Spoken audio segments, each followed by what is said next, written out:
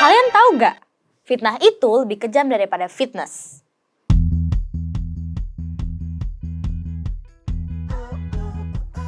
Kapan sih kami harus tenang kayak Paulus atau kami harus membela diri? Itu kapan Pak Pendeta?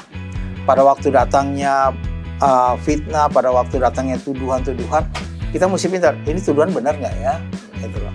Nah, gimana caranya anak muda zaman sekarang itu bisa merealisasikan keberanian dia di dalam lingkungan sekolah atau lingkungan pertemanan lainnya?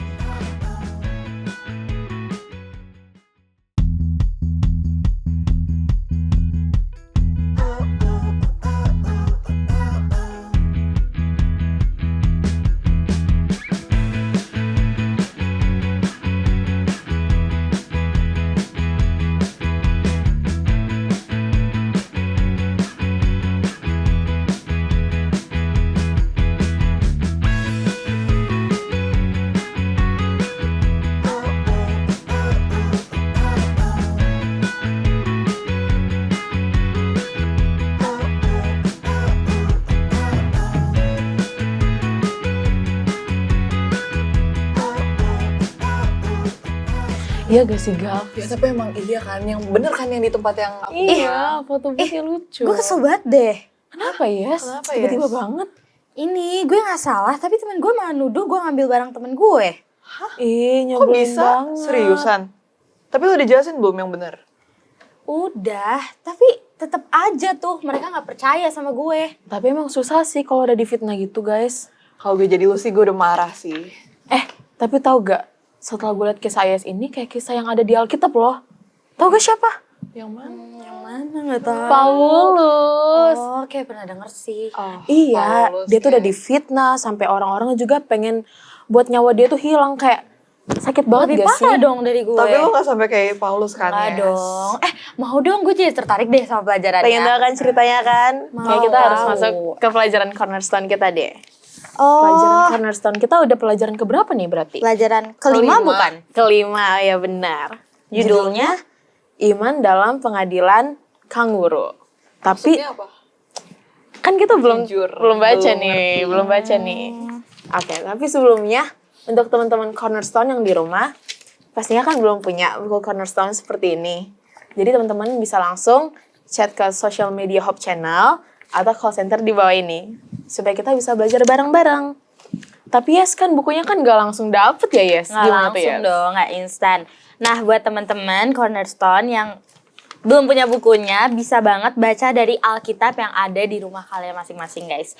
Terdapat dalam kitab Kisah Para Rasul 25 ayat 1 sampai 12. Langsung baca aja Siapa kali yang mau ya. baca duluan? Gaf aja deh. Kak Gavrila. bener-bener. Oke.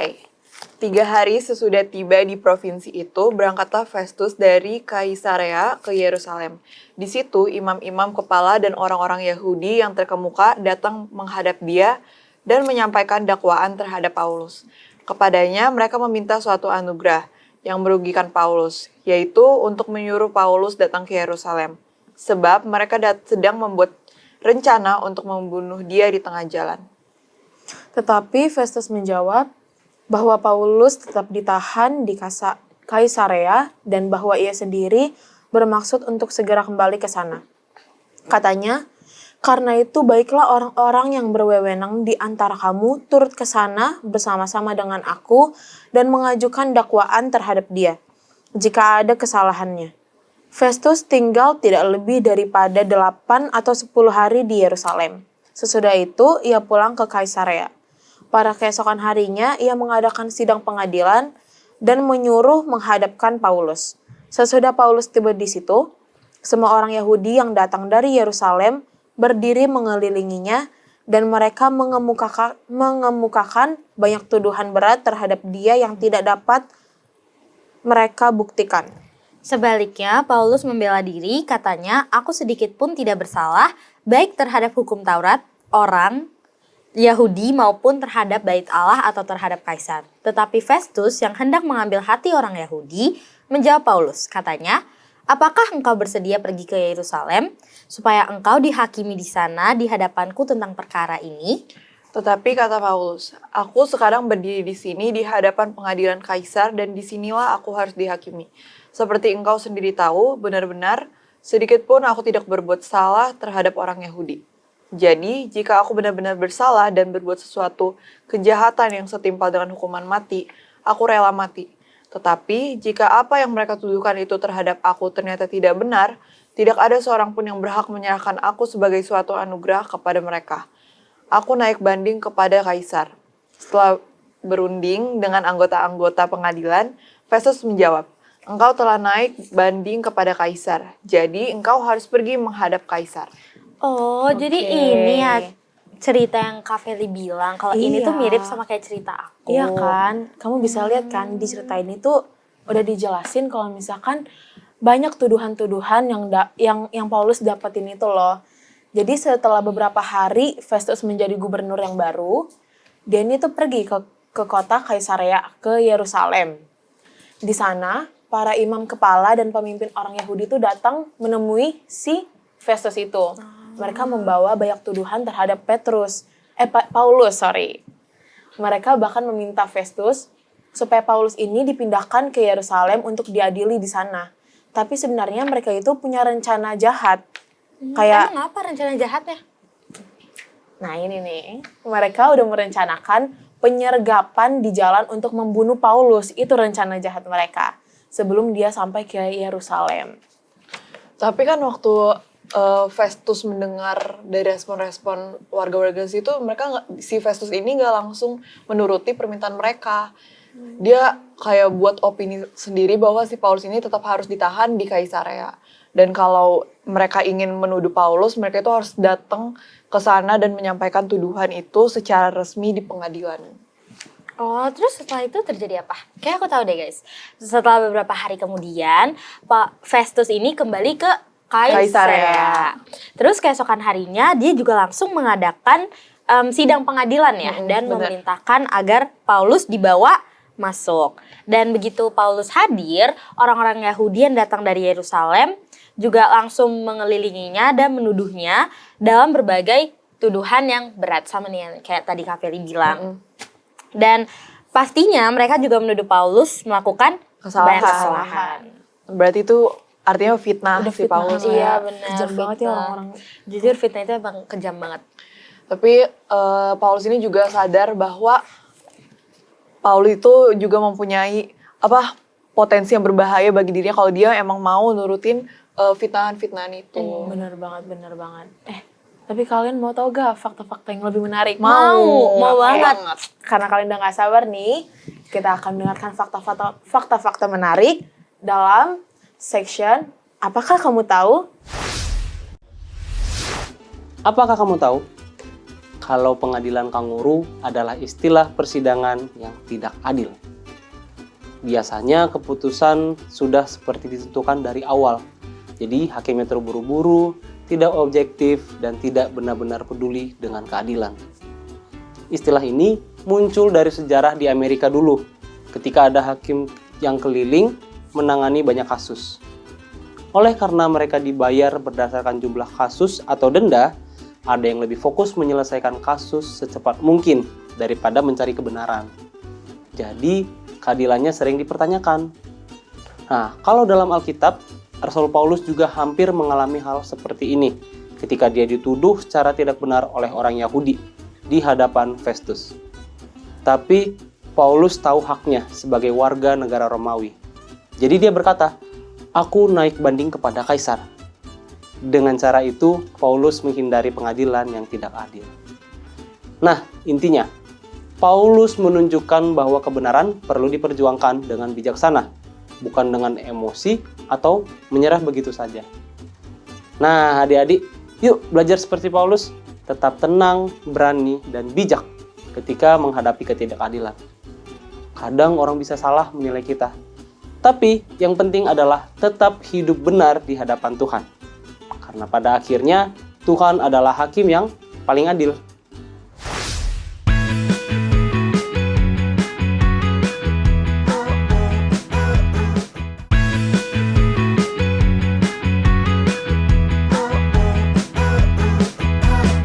Kembali lagi di Cornerstone Connection. Program ini hadir untuk membimbing kamu mempelajari Alkitab lebih dalam lagi.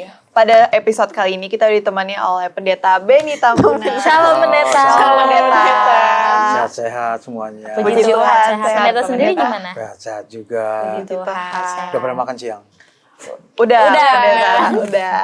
Oke, pendeta. Jadi kita kan udah masuk ke sahabat pelajaran kelima yang judulnya Iman dalam Pengadilan Kanguru, yang ayat intinya terdapat di Kisah Para Rasul 25 ayat 8. Sebaliknya, Paulus membela diri, katanya, "Aku sedikit pun tidak bersalah, baik terhadap hukum Taurat, orang Yahudi, maupun terhadap bait Allah atau terhadap Kaisar." Kita udah siapin pertanyaan dari pelajaran ini. Bener banget, apalagi aku udah antusias banget nih Karena pendeta. emang relate kan. Bener relate pelajarannya. banget sama baru aja nih pendeta aku punya cerita gitu. Oke, boleh langsung bertanya pendeta? Boleh curhat. Boleh. Jadi pertanyaan aku pendeta yaitu kalau misalnya kita difitnah atau diperlakukan tidak adil seperti Paulus, bagaimana cara tetap tenang dan percaya bahwa Tuhan yang memegang kendali? Pelajaran kita kan tadi sudah kalian baca ya, bahwa Paulus itu dia tahu nih bahwa akan masuk ke pengadilan yang tidak adil. Ya. Itu sebabnya ada disebutkan dengan pengadilan kanguru itu ya. Maksudnya kanguru tahu gak sih? Kanguru hewan. Iya. Kanguru. Oh, Betul. maksudnya pengadilan. Iya. Jadi dulu kan tidak seperti sekarang ini, di tiap daerah ada kantor pengadilan, ada hakimnya, ada semua. Jadi hakimnya itu datang ke satu kota atau satu desa, kemudian langsung ke sana lagi, dia pindah lagi ke desa lain, pindah lagi ke desa lain, pindah lagi, lompat-lompat. Nah, lompat-lompat inilah diperkirakan dengan sama seperti kanguru yang lompat-lompat terus gitu. Jadi hakimnya suka lompat-lompat. Nah, karena hakim lompat-lompat, kalau dia masuk ke satu daerah misalnya, kalau dia akan berusaha semaksimal mungkin banyak orang yang diadili. Kenapa? Semakin banyak yang diadili, semakin banyak uang dia. Karena dia digaji kepada berapa banyak orang yang diadili. Semakin banyak yang didenda, semakin banyak uangnya. Nah, kita bisa tahu dong, kalau semakin banyak didenda, semakin banyak uangnya, ya berusaha semuanya orang dibuat salah. Ya kan, supaya uang dia banyak nih. Kalau semua dilepas, nggak ada uangnya dia gitu. Jadi karena dia berusaha untuk itu, maka orang banyak melakukan segala sesuatunya dengan berbagai cara supaya bisa salah, kemudian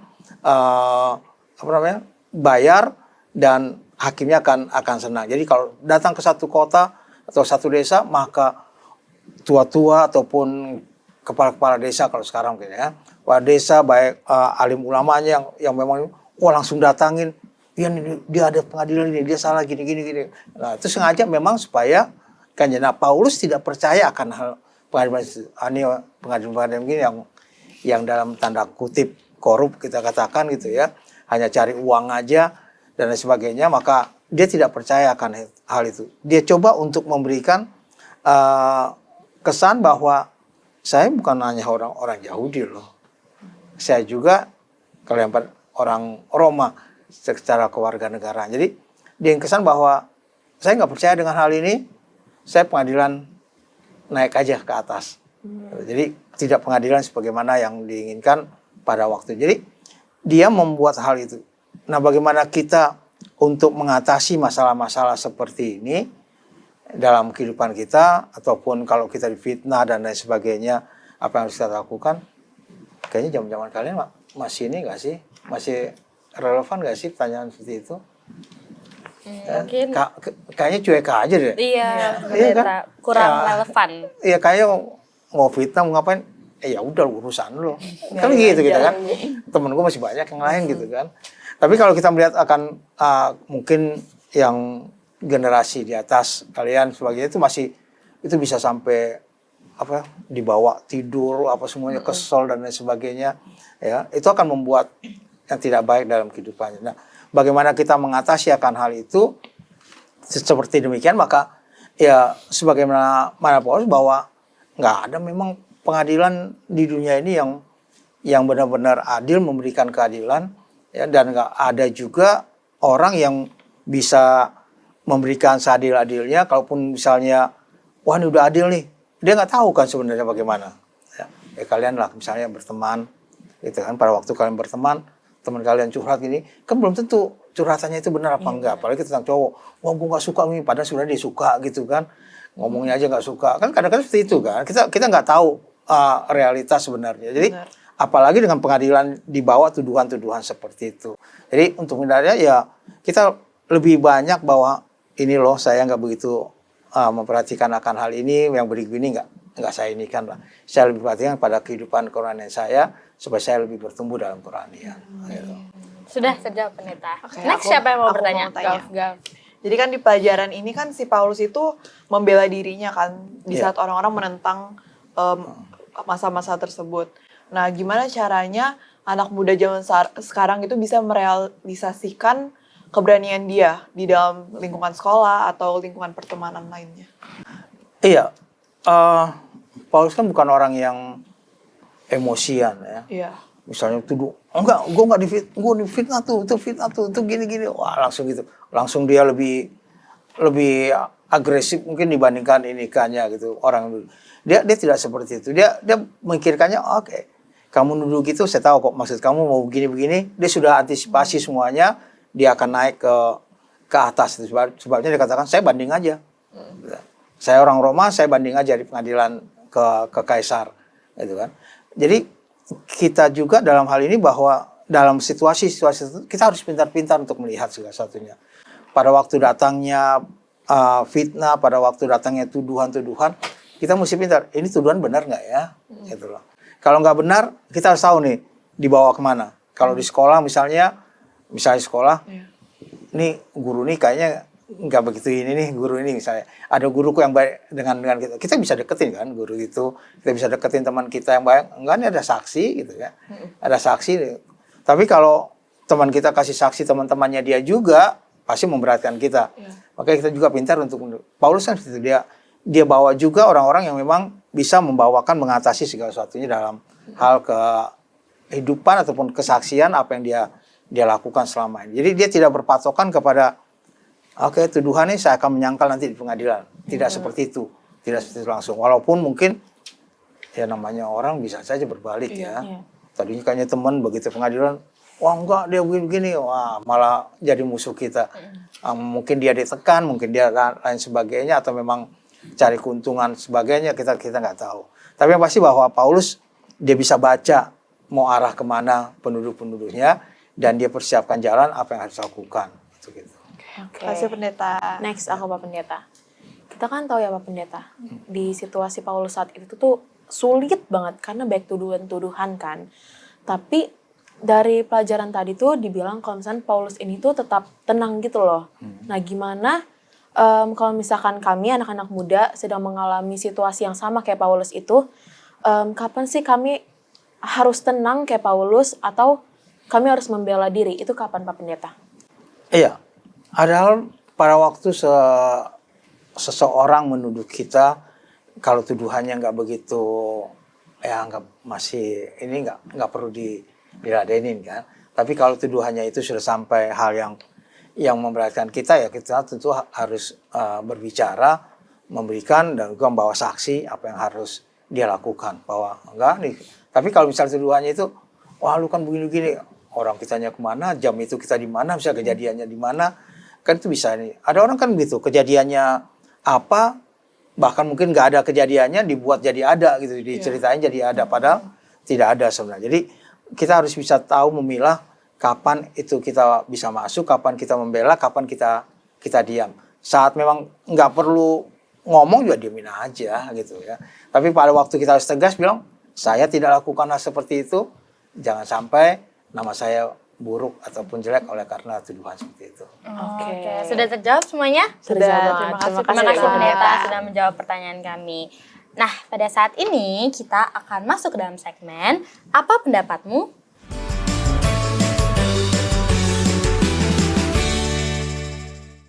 Halo semuanya, perkenalkan nama saya Hana Sitorus dari kelas 11 sekolah di Perguruan Advent 1 Jakarta. Perkenalkan, nama saya Stefane Valen Maxwell Kanter. Saya kelas 11 dari Perguruan Advent 1 Jakarta. Halo, nama saya Jennifer Tentua, kelas 11, sekolah di Perguruan Advent 1 Jakarta. Halo, perkenalkan nama saya Benny Timothy Leonard Ganap. Saya kelas 11 berasal dari Sekolah Advent 1 Jakarta. Halo, nama saya Risha Kanea Margaret Siregar, dari kelas 11, saya dari Sekolah Perguruan Advent 1 Jakarta. Saya Steve Ralph Dilet Christian Hursina dari kelas 11 Perguruan Advent 1 Jakarta.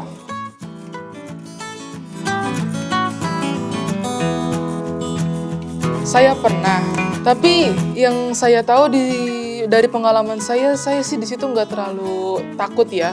Mungkin emosi sedikit, tapi nggak sampai meluap. Membela diri pasti. Hanya yang saya tahu di situ saya tidak perlu yang takut, karena kan emang di situ bukan salah saya. Kalau misalnya orang itu tetap menuduh saya, itulah biarlah pendapat mereka.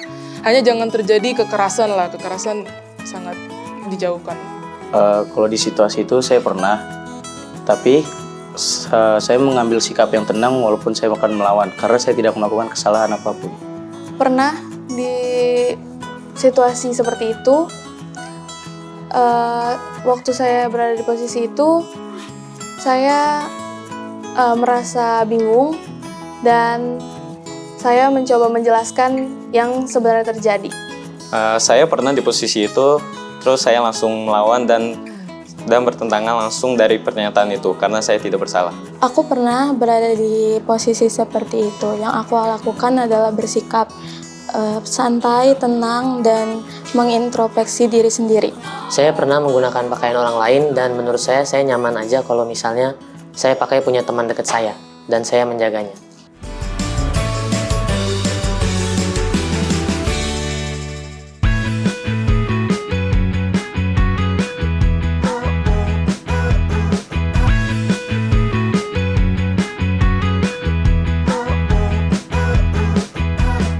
Kembali lagi di Cornerstone Connection. Oke guys, tadi kita udah denger nih respon dari teman-teman kita. Kalau misalkan mereka berada dalam situasi yang sama kayak Paulus yang udah difitnah gitu. Kalau misalkan kalian berada di situasi kayak gitu, kalian bakalan kayak gimana? Kalau sesuai pengalaman, aku kan pernah. Kalau sesuai pengalaman sih pastinya meluruskan dengan hal yang sebenarnya terjadi kan. Berarti beda kan sama yang difitnah. Nah, kalau aku sih setelah itu aku langsung kayak diemin aja itu orangnya. Kayak nggak perlu dipusingin. Karena emang bener-bener. kejadian itu kan nggak terjadi. Kalau Ayes?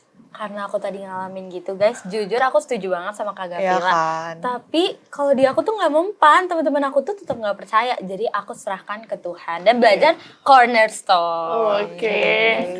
Kalau pendeta? Dia belum. Bener, Kelupaan. yang nanya belum. Yang nanya. Kalau aku ya, kayaknya aku sama nih. stay calm. stay Udahlah, biarin aja lah ini orang nanti juga faktanya datang sendiri kan ke Bener, mereka kan. bener. Jadi ya udahlah, mending aku urusin Urusan urusan kakak yang lain sendiri. aja gitu. Kalau pendeta? Iya, kita melakukannya dengan segala sesuatu bahwa kalau itu perlu sampai harus klarifikasi, kita klarifikasi. Tapi kalau itu nggak begitu ini, ya Diemin aja diemin pendeta aja. kalau nggak perlu. Berarti mirip-mirip lah ya jawaban kita semua dan pendapat kita. Next. Oke, karena kita udah di penghujung episode kita pada hari ini. Sedih banget. Mungkin pendeta boleh berikan kesimpulan atas pelajaran kita yang kelima. Oke, pelajaran kita kelima, iman dalam pengadilan kanguru. Iman dalam pengadilan kanguru itu tadi sudah saya jelaskan bahwa itu pengadilan yang loncat-loncat hakimnya pindah dari satu tempat ke tempat lainnya, ya, sehingga memungkinkan untuk korup di sana, memungkinkan untuk sesuatu yang tidak baik di sana. Jadi pelajaran kita katakan, walaupun kita dituduh bagaimanapun, apapun itu jangan sampai menggoyahkan iman kita. Jangan sampai kita katakan, aduh ini tuduhannya sehingga kita meninggalkan Tuhan. Tidak demikian. Tuhan berbicara melalui sikap yang diberikan oleh Paulus bahwa saya nggak mau nih di sini nih. Karena saya tahu kamu dengan lain-lainnya itu sudah mempersiapkan tuduhan yang tidak baik. Kalaupun ini, mari naik. Banding, kalau istilah kita sekarang banding ke Kaisar.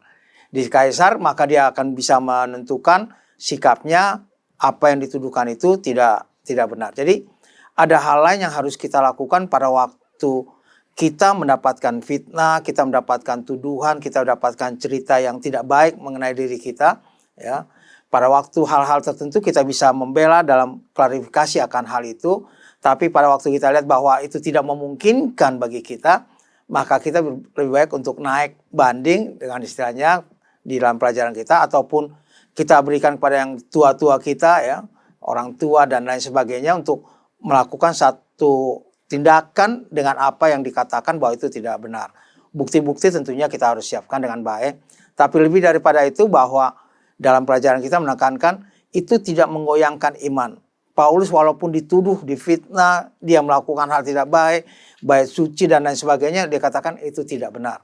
Imannya tetap teguh, dia tetap memberitakan siapa Yesus sebenarnya dalam kehidupannya. Oke, terima kasih Pak Pendeta atas kesimpulannya. Saat ini kita meminta Pak Pendeta untuk doain pelajaran kelima ini dan untuk teman-teman yang di rumah Pak Pendeta dan di studio juga.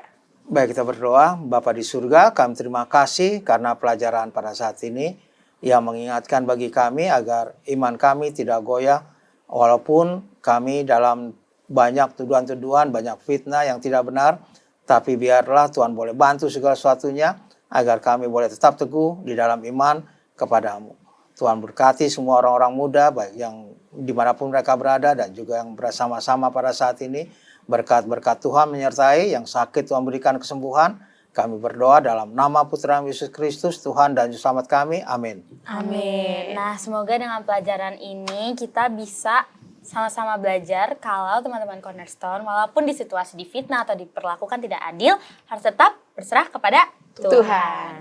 Sampai ketemu teman-teman yang selalu setia mencari dan belajar firman Tuhan melalui Cornerstone Connection.